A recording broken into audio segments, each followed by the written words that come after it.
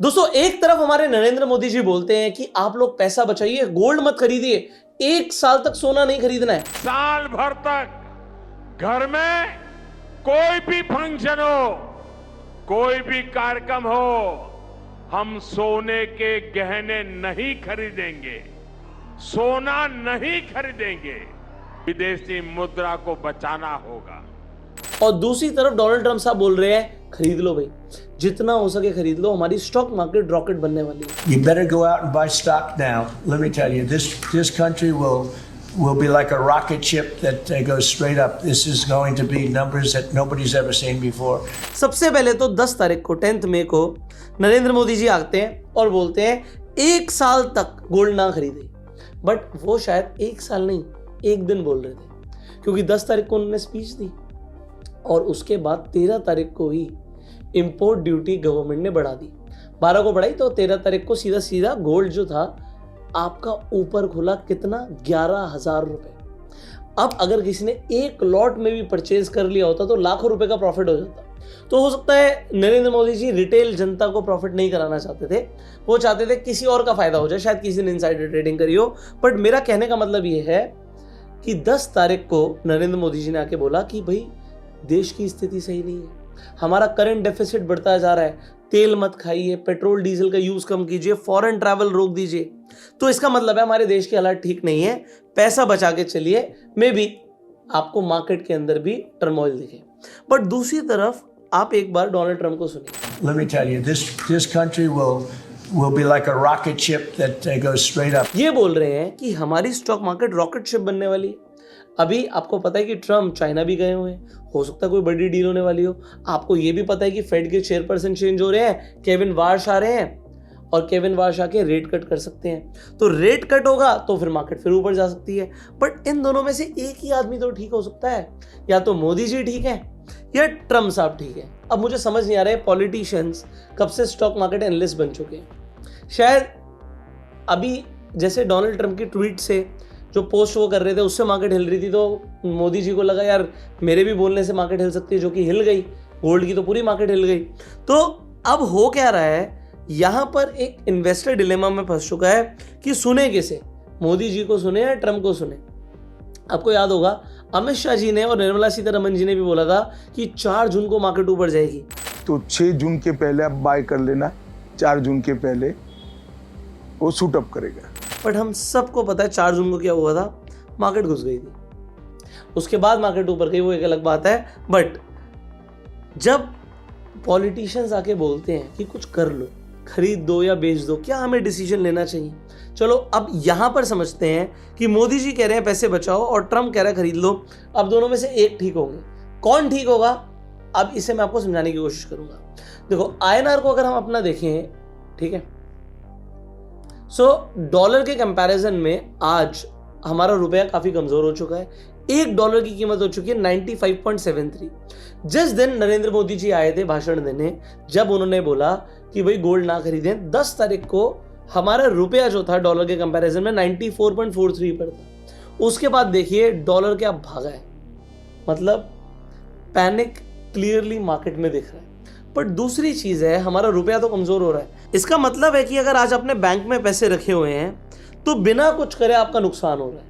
आपके bank account में मान लेते हैं 10 लाख थे, तो आज उस 10 लाख की वैल्यू कम हो गई है, क्योंकि 10 तारीख से ही देखो, 10 तारीख को 94 का रेट था, आज 95.73 का रेट है। तो 2% पिछले कुछ ही दिनों में हमारा जो रुपया है वो कमजोर हो गया है। आपके 10 लाख में से अगर मैं बोलूं कि इसकी वैल्यू 20,000 रुपए कम हो गई, आपका 20,000 का घाटा हो गया। आपको क्या दिख तो पूरे 10 लाख रहे हैं, बट अब उसकी परचेजिंग पावर इंटरनेशनल मार्केट में सिर्फ 9,80,000 है, 10 लाख नहीं है। बट अगर किसी ने डॉलर्स होल्ड करे होते और अब वो INR में परचेज करेगा तो उसका यहीं पर वही 2% या 10 लाख पे 20,000 का फायदा हो गया। तो क्या हम डॉलर होल्ड करें? अगर आप US स्टॉक मार्केट को और इंडियन स्टॉक मार्केट को कंपेयर करेंगे तो निफ्टी की 1 साल के रिटर्न -4% के आसपास है। बट अगर मैं नैस्डैक की बात करूं तो 37% ऊपर है।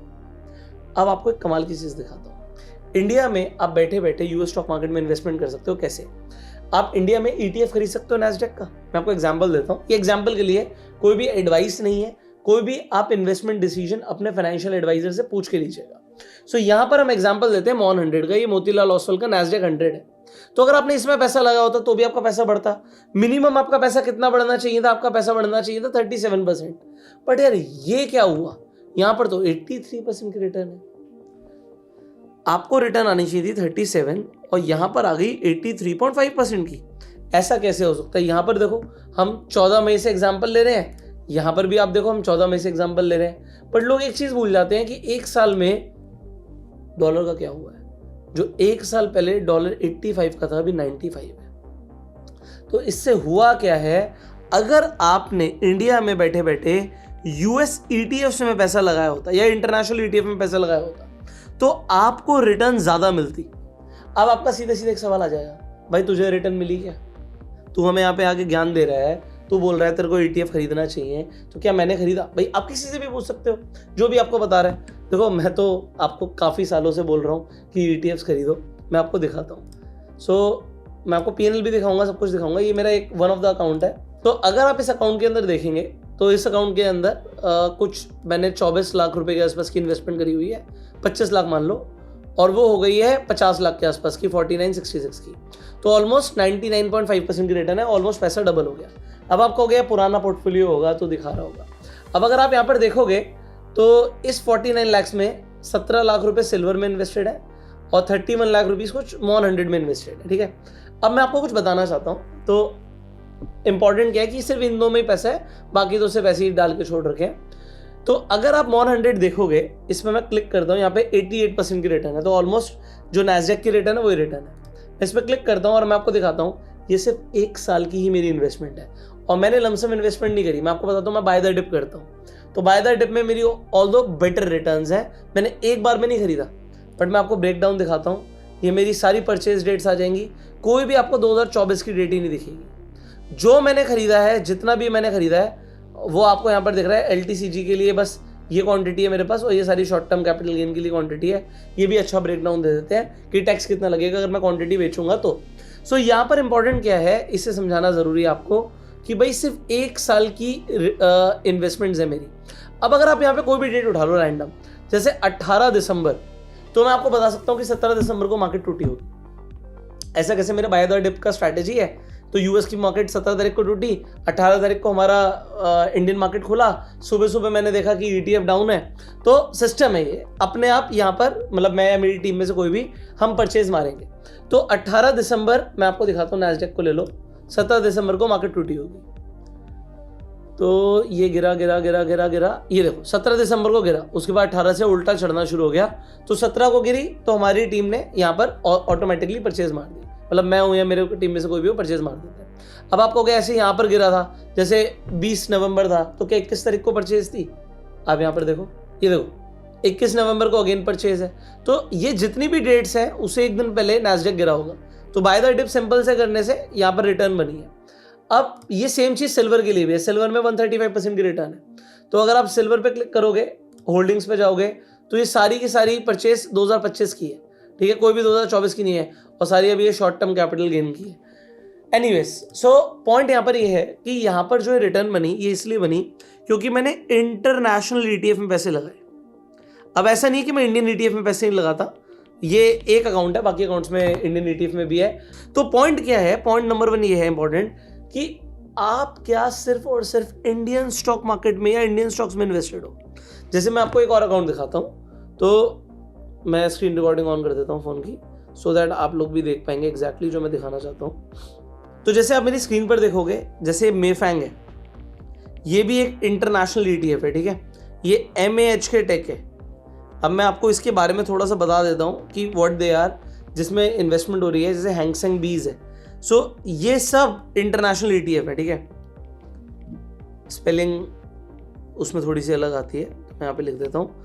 सो ये सब इंटरनेशनल ईटीएफ्स है जो इंडिया में अवेलेबल है। अब मॉन 100 का तो एग्जांपल आपको मैंने दे दिया। सो मॉन 100 में आपकी नैस्डैक 100 में इन्वेस्टमेंट हो रही थी। सिमिलरली जब मेफैंग है, मेफैंग के अंदर आपकी इन्वेस्टमेंट होती है यूएस के टॉप 10 स्टॉक्स के अंदर।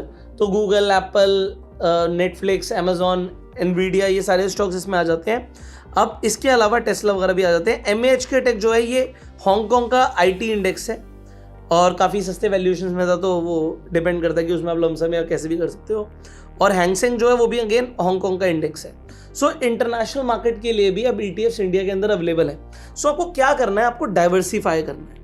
आपको मोदी जी की सुननी है या आपको ट्रम्प की सुननी है, मैं कहता हूँ किसी भी एक की मत सुनो, दोनों की सुनो। दोनों की कैसे सुनो, आप इंडियन मार्केट में इन्वेस्ट करो क्योंकि इंडियन मार्केट अभी नीचे जा रही है। सो बाय द डिप इसमें करना अच्छा रहेगा अभी, बट साथ ही साथ एक पोर्टफोलियो शुरू किया जा सकता है जिसमें इंटरनेशनल ETFs आप खरीदना शुरू कर दें और उन्हें धीरे धीरे धीरे धीरे एक्यूमुलेट करें। जब मार्केट ऊपर जा रही है तो भी फायदा मिलेगा, अगर गिर जाएगी तो हम और खरीदेंगे। सो सेम अगर आप ये मेथड फॉलो करेंगे, so you will make a diversified portfolio. तो इंडिया की ग्रोथ स्टोरी का भी फायदा होगा और जो इंटरनेशनल AI बूम चल रहा है उसका भी फायदा होगा। और मेरे अकाउंट में तो गोल्ड सिल्वर भी होते हैं, तो गोल्ड सिल्वर ने भी जो रैली दी तो इसका भी बेनिफिट हो सकता है अगर आप मेटल्स को भी साथ में रखते हो। तो मेटल के भी ETF अवेलेबल है।